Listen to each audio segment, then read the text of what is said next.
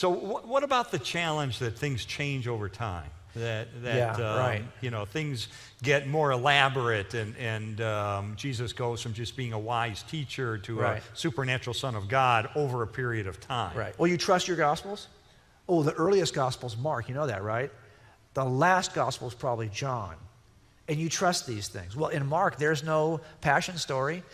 Jesus isn't hardly even described as divine at all in Mark. Oh, but by the time we get to John, 30 years later, oh, he's already God now. That's the kind of the accusation, right? That Jesus changes over time.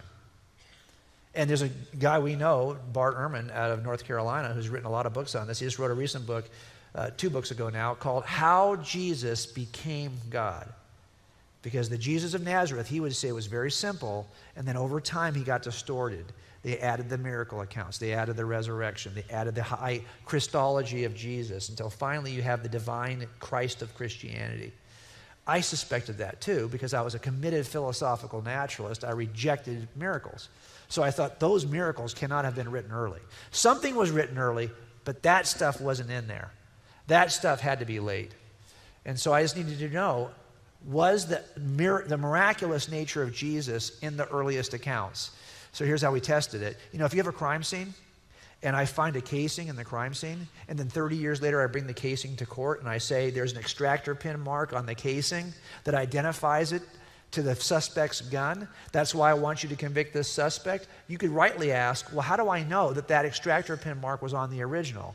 Someone could have pulled it out of property 15 years later, etched on the extractor pin mark, put it back in property, and now it's been altered.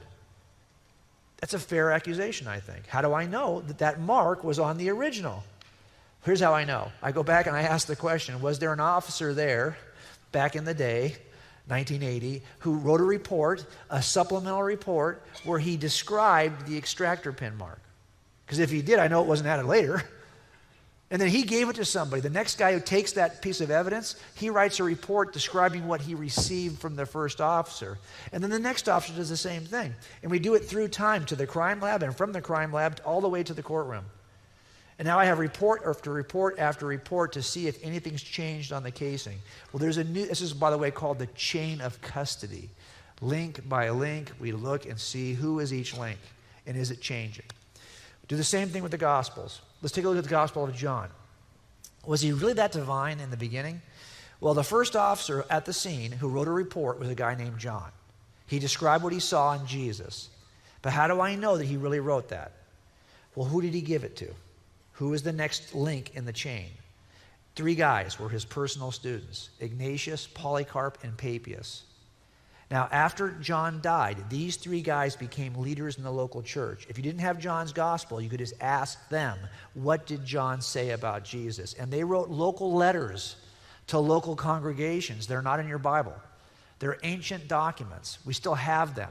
We can read them and see what did they say they learned from John. And they had a student named Irenaeus, and he had a student named Hippolytus. And you can go through the entire list of history and look at each link in the chain to see, is the story of Jesus becoming more extravagant?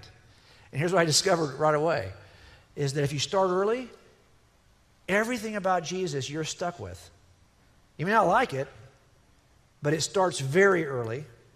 And the very first people that John talks to will describe him as being divine, claimed to be God, rose from the dead as God, worked miracles as God, born of a virgin, died on a cross, rose from the grave, ascended into heaven, seated at the right hand of the Father. Every doctrine that we hold dear today is present immediately in the first story of Jesus. So you're stuck with this weird deal. You have people who are telling us something, and they never change their story. And we can document it all the way back to the life of Christ. What do we do with this? What do I do with this? That's where I found myself. I was stuck with the miraculous Jesus of Christianity. And every way I tried to kind of look at it and see, is it a lie? What's motivating him to lie? I tested it every way I could. I was stuck